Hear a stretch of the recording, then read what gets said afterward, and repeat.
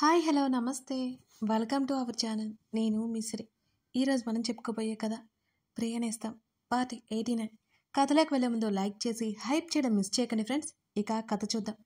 చేతులు కాలు కట్టేసి వేరే వేరే గదిలో ఉన్నారు జయేంద్ర, వాసుధర్మ. ముగ్గురు డ్రింక్ చేస్తూ మాట్లాడుకోవడం వరకు గుర్తుంది వాళ్ళకి. ఆ తర్వాత ఏమి జరిగిందో గుర్తులేదు. తీరా చూస్తే గదిలో ఒంటరిగా ఉన్నారు. సడన్గా గది తలుపు తెరుచుకోగానే ముగ్గురు ఉలిక్కిపడి చూశారు. ముగ్గురు గదుల్లోకి అర్జున్ మనుషులు వెళ్ళి ఏవేవో చేస్తున్నారు.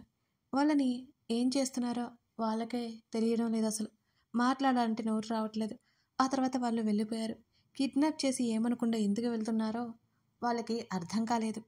డబ్బు కోసం కిడ్నాప్ చేస్తున్నారా, లేక వాళ్ళ ముగ్గురు భయపడినట్టే వాళ్ళ భాగవతం బయటపడి కిడ్నాప్ చేస్తున్నారా? రెండో ఆప్షన్ అనుకోగానే ముగ్గురికి చెమటలు పట్టేసినాయి. ఎందుకంటే పరశురామ్ ఎంత దారుణంగా చనిపోయాడో వాళ్ళకి తెలుసు కాబట్టి. కాసేపటికి జయేంద్ర ఎదురుగా అర్జున్ వచ్చి నిలబడ్డాడు.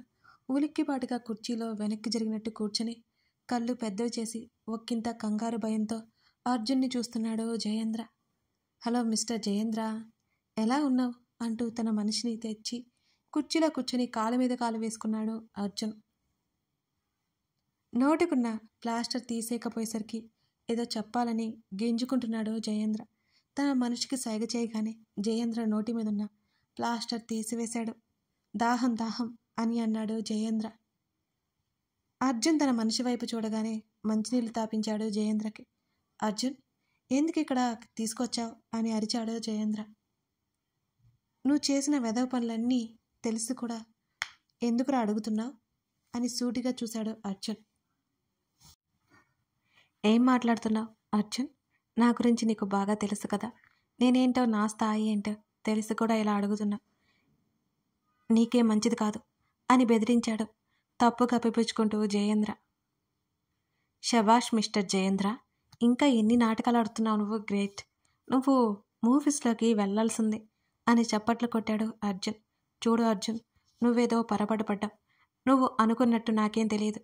మీ మనుషులు పొరపాటుగా తీసుకొచ్చినట్టున్నారు అని తప్పించుకునే మార్గం కోసం వెతుకుతున్నాడు జయేంద్ర. నా మనుషులు కరెక్ట్గానే తీసుకొచ్చారు, కానీ ఇవేంటి అంటూ జయేంద్రకు కనిపించేలా అతని ఇల్లీగల్ డీటెయిల్స్ అన్నీ అర్జున్ చూపించాడు. జయేంద్ర శరీరం అంతా చెమటలు పట్టాయి.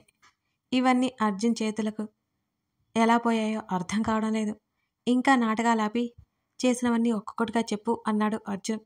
నేనేం చేయలేదు, నువ్వేమో తప్పుడు సాక్ష్యాలు సృష్టించి నన్ను ఇరికించాలని చూస్తున్నావు అని అర్జున్ని నమ్మించడానికి ప్రయత్నం చేశాడు జయేంద్ర. జయేంద్ర అర్జున్ మాట్లాడుకునేదంతా వాయిస్ లేకుండా వీడియో తీసి వాసుధర్మలకి పంపించే జయేంద్ర నిజం చెప్తున్నాడని వారిని నమ్మించారు ప్రణయ్, అర్జున్ మనుషులు. తప్పించుకోవాలి అంటే ఎన్నో చేశారో చెప్పాలి అంటూ వాళ్ళ కట్లు విప్పేసి చెప్తుంటే వీడియో తీశారు ప్రణయ్ వాళ్ళు. అయితే నువ్వు చెప్పవన్నమాట. జయేంద్ర వైపు చూశాడు అర్జున్. అప్పటికే ప్రణయ్ ఒక వీడియోని అర్జున్కి సెండ్ చేశాడు. ఆ వీడియోలో వాసుధర్మ చెప్తున్న డీటెయిల్స్ అన్నీ విని షాక్ అయిపోయాడు జయేంద్ర. వాళ్ళు జైలుకు వెళ్తారు, నువ్వేమో శ్మశానానికి పో అని కన్ను కొట్టి కన్నింగ్ స్మైల్ ఇచ్చాడు అర్జున్. ఛ, వీళ్ళు ఎలా చెప్పారు ఇదంతా? ఇప్పుడు నేను చెప్పకపోతే ఖచ్చితంగా ఈ అర్జున్ గారు నన్ను చంపేస్తాడే. వాళ్ళు ఎలాగూ చెప్పారు కాబట్టి నేను చెప్పినా చెప్పకపోయినా ప్రాబ్లం ఏం లేదు. నేను బ్రతకాలంటే అర్జున్కి నిజం చెప్పాలి అని మనసులో అనుకుని నోరు విప్పాడు. అప్పటికే జయేంద్ర కట్లు విప్పేసి రిలాక్స్ అవ్వడానికన్నట్టు కొంచెం వాటర్ అందించాడు. మళ్ళీ తను చేసిన ఆర్గాన్ స్మగ్లింగ్ గురించి మొత్తం పొల్లుపోకుండా వివరించాడు జయేంద్ర. అదంతా లైవ్ టెలికాస్ట్ అవుతోంది. పోలీస్ ఇన్స్పెక్టర్ హెల్ప్తో చేశాడు అర్జున్. వెంటనే జయేంద్ర హాస్పిటల్ సీజ్ చేశారు. వాసుధర్మలను తమ ఉద్యోగాల నుంచి, పొజిషన్ నుంచి తొలగించారు. అప్పటికే జయేంద్ర హాస్పిటల్స్ మీద రాళ్ళు విసురుతున్నారు జనమంతా. కాకపోతే ఎవరూ లేని వాళ్ళు పిల్లల్ని ఎంచుకోవడంతో పోయిన వాళ్ళ మీద జాలి చూపించారు జనాలు పాపం. కానీ లోపల ఉన్న ముగ్గురికి ఏమీ తెలియదు ఇదంతా. బయట ఏమి జరుగుతుందో వాళ్ళకి అర్జున్ మళ్ళీ చూపించాడు. ఇన్ని రోజులు సొసైటీలో ఉన్న పేరు, పరువు మొత్తం పోయింది వాళ్ళది. ఇంత మోసం చేస్తావా? అర్జున్ని కొట్టడానికన్నట్టు ముందుకొచ్చాడు జయేంద్ర. జయేంద్ర చేతిని వెనక్కి పెట్టి మడిచి, నువ్వు చేసిన దానికంటే ఇది పెద్ద మోసమేమీ కాదు కదా. ఎందరో ప్రాణాలు తీశారు, అవే వాళ్ళను ఇష్టం వచ్చినట్లు విక్రయించావు. ఏమనుకోవాలి నిన్ను అసలు? మనిషివేనా నువ్వు అంటూ జయేంద్ర వెన్ను మీద గట్టిగా పిడికిలి బిగించి కొట్టగానే వెళ్ళి ముందుకు పడ్డాడు. లేవలేక అలా చతికిల పడ్డాడు. జయేంద్ర ముందు ఒక కాలు మడిచి కూర్చొని, ఇదంతా ఒక ఎత్తు అయితే నీ కూతురుతో నా పెళ్లి ఎందుకు చేయాలనుకున్నావు? అసలు నా రక్షని దూరం చేసి నిన్ను నా చేతులతో చంపేయాలని ఉంది. కానీ నా కుటుంబం నా కోసం ఉంది. వారిని దృష్టిలో పెట్టుకుని నిన్ను చంపలేకపోతున్నాను అని అన్నాడు అర్జున్. జయేంద్ర ముఖం మీద రక్తం వచ్చేలా కొట్టాడు Arjun. Already police inspector help ఉంది కాబట్టి మిగతా ఇద్దరిని తుక్కుతుక్కుగా కొట్టిపడేశారు. అయినా జయేంద్ర నోరు విప్పకపోయేసరికి కాళ్ళు చేతులు విరిచేశాడు అర్జున్. జయేంద్ర మీద ఏ ఒక్కరికి జాలి కలగలేదు. ఎంతోమంది ప్రాణాలను బలవంతంగా లాక్కుని పేరు ప్రతిష్ట సంపాదించుకున్నాడు. అందుకే అక్కడ ఉన్న వారంతా అసహ్యంగా చూస్తున్నారు అతని వైపు. చెప్తావా లేదా? కోపమంతా చూపించి కొడుతున్నాడు అర్జున్. చెప్తాను అంటూ ఆ దెబ్బలకు తాళలేక అలసట తీర్చుకుంటున్నాడు జయేంద్ర. జయేంద్ర షర్టు కాలర్ పట్టుకుని వెనక్కి తోసి చెప్పు అంటూ ఎదురుగా కుర్చీలో కూర్చున్నాడు అర్జున్. నువ్వు అప్పటికే రక్ష అనే అమ్మాయి అనుమానాస్పదంగా చనిపోయిందని పోలీసులకు ఇన్ఫర్మేషన్ ఇచ్చేశావు. అది సాధారణమైన డెత్ అని మేము క్రియేట్ చేశాం. కానీ నువ్వు ఎలా తెలుసుకున్నావో ఏమో, పరశురామ్ యాక్సిడెంట్ చేశాడని కనిపెట్టేశావు నువ్వు. ఆ విషయం మాకు తెలియదు. పరశురామ్ కూతుర్ని తీసుకొచ్చేసావని తెలిసింది. అప్పటి నుంచి నిన్ను ఒక గంట కనిపెట్టమని నా మనుషులకి చెప్పాను నేను. ఆ అమ్మాయిని నువ్వు తీసుకొచ్చావు. రక్ష అనే అమ్మాయి గురించి నువ్వు మర్చిపోయినట్లు నాకు ఇక తెలిసింది. కానీ ఏమైందేమో మళ్ళీ ఎంక్వైరీ స్టార్ట్ చేశావు. నిన్ను ఊరికే వదిలేస్తే మా గుట్టంతా బయటికి తీస్తావని మాకు అప్పుడే అర్థమైపోయింది. నువ్వు ఒక ఫామ్ హౌస్లోకి వెళ్తున్నప్పుడు నీ మీద కంపెనీస్ మీద నీ కుటుంబం మీదకి బ్యాడ్ నేమ్ రావాలని ఒక అమ్మాయిని పంపించి మీడియాకి మిమ్మల్ని ప్రత్యక్షంగా చూపించాలనుకున్నాను. కానీ అనుకోకుండా నా కూతురు రాగిని అక్కడికి వచ్చింది. అప్పటికే మీ ఫోటోలు మీడియాలో టెలికాస్ట్ అయిపోతున్నాయి. నాకేం చేయాలో అసలు అర్థం కాలేదు. అప్పటికే 2 రోజులు గడిచిపోయాయి. అప్పటికి మా గురించి అందరూ మాట్లాడుకుంటున్నారు. అందుకే నీతో రాగినికి పెళ్లి చేయాలని నేను అనుకున్నాను అని చెప్పడం ఆపి అర్జున్ వైపు చూశాడు అర్జున్. నాకు ఆల్రెడీ పెళ్లి జరిగిపోయిందని నీకు తెలుసు. మళ్ళీ నీ కూతురుతో పెళ్లి చేద్దామని అనుకున్నావంటే నాకు నమ్మకం కలగడం లేదు. ఎందుకు చేయాలనుకున్నావు? దీని వెనుక కారణం ఏంటి? ప్లాన్ ఏంటి అని అర్జున్ పిడికిలి బిగించి అడగగానే ముఖానికి చేతులు అడ్డు పెట్టుకున్నాడు జయేంద్ర. అర్జున్ నుంచి ఇంకా దెబ్బ రాకపోయేసరికి చేతులు దించి అతని వైపు చూశాడు. అర్జున్ అలాగే సీరియస్గా చూస్తూ ఉంటే, నీకు నా కూతురికి పెళ్లి చేసి నిన్ను చంపాలి అనుకున్నాను.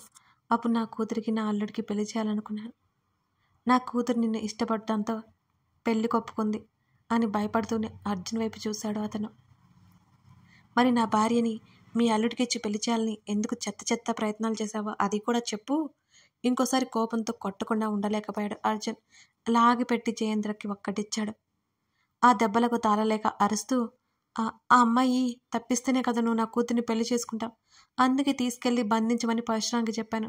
తన కూతురు అజయ్ని పెళ్లి చేసుకుంటే సంతోషంగా ఉంటుంది అని, ఆస్తి మొత్తం వస్తుందని పరశురామ్ ఒప్పుకున్నాడు. అంతేకాక అతను ఆస్తికి యజమాని కావచ్చని ఆశపడ్డాడు. అందుకే నీ భార్యకి అజయ్కి పెళ్లి చేసి అని అడిగాడు.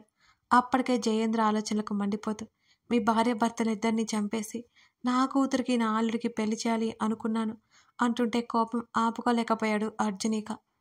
నా రక్ష హార్ట్ని నిజంగానే నీ కూతురికి పెట్టారా? తనకున్న ఒకే ఒక్క అనుమానం బయట పెట్టాడు అర్జున్. లేదు. మరి నాతో ఎందుకు నీ కూతురు చేత అలా చెప్పించావు? కోపంగా అడిగాడు అర్జున్. అలా చెప్పిస్తేనే నువ్వు నా కూతుర్ని పెళ్లి చేసుకుంటావు. అప్పుడే నువ్వు రక్ష గురించి ఆలోచించడం మర్చిపోతావు. దానివల్ల మేము సేఫ్ అవుతాం అని అన్నాడు జయేంద్ర. వాళ్ళు చేసినవన్నీ తెలుస్తుంటే అర్జున్కి రక్తం సలసలా ఉడికిపోతుంది. అప్పటికి ఇప్పటికీ ముగ్గురిని కండాలుగా నరికి చంపేలేనంత కోపం వస్తుంది. బలవంతంగా కోపాన్ని తమాయించుకున్నాడు అర్జున్. నా రక్ష హార్ట్ని ఎవరికి పెట్టారు? ఓపిక్గా అడిగాడు అర్జున్. మా హాస్పిటల్ తరపున ఒక చిన్న పాపకి పెట్టాం అన్నాడు. వాళ్ళ డీటెయిల్స్ ఏంటి? రక్ష పోస్ట్ మార్టం రిపోర్ట్స్ ఇంతవరకు నా చేతికి రాలేదు. ఎందుకు చేశారు ఇలా అని అడిగాడు అర్జున్. ఆ విషయం చెప్తే అర్జున్ ఖచ్చితంగా అప్పటికప్పుడే చంపేస్తాడు, దానికంటే జైలే నయం అని చెప్పలేదు జయేంద్ర. చెప్పాలి అన్నట్టు అర్జున్ కోపంగా చూస్తుంటే, బహుశా ఆ అమ్మాయికి పోస్ట్ మార్టం జరగలేదనుకుంటా. ఆ విషయం గురించి నాకు తెలియదు. ఒకవేళ హార్ట్ తీసిన విషయం బయటకు వస్తుందేమోనని ఆ రిపోర్ట్స్ నీ దగ్గరికి రాలేదేమో అని అసలు విషయం చెప్పకుండా దాచాడు జయేంద్ర. కసితీరా కొట్టి బయటకు వచ్చాడు అర్జున్. అతనికి సపోర్ట్ చేసిన మిగతా ఇద్దరికి కూడా కరెక్ట్ శిక్ష పడాలని అతని ఉద్దేశం. మొదటి నుంచి కమిషనర్ హెల్ప్ ద్వారా అర్జున్కి హెల్ప్ చేస్తున్న ఎస్ఐ ప్రతాప్కి అర్జున్ ప్లాన్ అంతా చెప్పాడు. అలాగే అన్నట్టు తల ఊపాడు ప్రతాప్. అక్కడి నుంచి ఆ ముగ్గురిని స్టేషన్కి తీసుకెళ్లారు. అప్పటికే ఎఫ్ఐఆర్ ఫైల్ చేశారు వాళ్ళ మీద. అజయ్, ఆకాష్ హైదరాబాద్ వచ్చేటప్పటికి అన్నీ జరిగిపోయినాయి. ఆన్లైన్లో ట్రెండ్ అవుతూ ఉన్న జయేంద్ర గురించి వింటుంటే వాళ్ళకి అసలు ఏమీ అర్థం కాలేదు. జయేంద్ర ఇన్ని చేశాడా? ఎంతో మంచితనం మెయింటైన్ చేసే జయేంద్ర ఇలా చేస్తాడా అని నమ్మలేక ఇద్దరు స్టేషన్కి వెళ్లారు. ఎస్ఐతో మాట్లాడాడు ఆకాష్. ఎఫ్ఐఆర్ ఫైల్ అయిపోయింది, ఇక ఏం చేయడానికి కుదరదు అని చెప్పాడు ప్రతాప్. ఆకాష్ సీరియస్ అయిపోయాడు. తనెవరో తెలియకుండా బిహేవ్ చేస్తున్నందుకు. అక్కడ అర్జున్ పేరు బయటికి రాకపోయేసరికి ఏమీ తెలియదు ఆ ఇద్దరికి. వాళ్ళు ఏం చేశారు ప్రత్యక్షంగా ఆకాష్ చూపించాడు. ఎస్ఐ వాళ్ళు మైండ్ బ్లాక్ అయిపోయింది ఆకాష్ మిత్రాకి. మౌనంగా పోలీస్ స్టేషన్ నుంచి ఇద్దరు బయటకు వచ్చారు. డాడ్, మామయ్యకి బెయిల్ ఇప్పించాలి కదా అని అజయ్ తండ్రిని అడుగుతూ ఉంటే, త్వరగా ఢిల్లీ వెళ్ళే ఏర్పాటు చూడు అజయ్, ఇక్కడ ఇంకొక క్షణం ఉండడానికి కూడా నాకు ఇష్టం లేదు అంటున్న తండ్రి మాటలకు బయట ఉన్న అజయ్కి ఏం జరిగిందో అసలు తెలియలేదు. ఇద్దరు కార్లు స్టేషన్ నుంచి డైరెక్ట్గా ఎయిర్పోర్ట్కే బయలుదేరిపోయాడు. జయేంద్ర చేసినవి అర్థమైపోయాయి అజయ్కి కూడా కాసేపటికి. తనకు అది ఇది చెప్తూ ఉండే మామయ్య ఇలా చేస్తాడని అసలు ఎక్స్పెక్ట్ చేయలేదు అజయ్. అజయ్ కూడా షాక్లోనే ఉన్నాడు ఒక రకంగా. ఇంట్లో తన గదిలో ఎవరూ లేరు. చుట్టూ చీకటి. ఒంటరిగా ఉన్నాడు అర్జున్. ఎన్ని రోజులు దేనికైతే తపన పడ్డాడో అది కూడా క్లియర్ అయిపోయింది అతనికి. అతని ప్లాన్ ప్రకారం మరో 2-3 రోజుల్లో మిగతా వాళ్ళు కూడా అవుట్. తన రక్ష ఎలాగూ తిరిగి రాదని అతనికి తెలుసు. ఇక ఎప్పటికీ అతను ఆ విషయాన్ని డైజెస్ట్ చేసుకోలేకపోతున్నాడు. వెంటనే అతని ఇంటికి బయలుదేరాడు. అక్కడే రక్ష సమాధి ఉంది. కాస్త దూరంలో ఆ సమాధి ముందు కూర్చొని మీద తలపెట్టుకుని కళ్ళు మూసుకున్నాడు. కొన్ని క్షణాల పాటు వద్దన్న వచ్చే కన్నీళ్ళని ఈసారి ఆపలేదు. ఏడ్చాడు.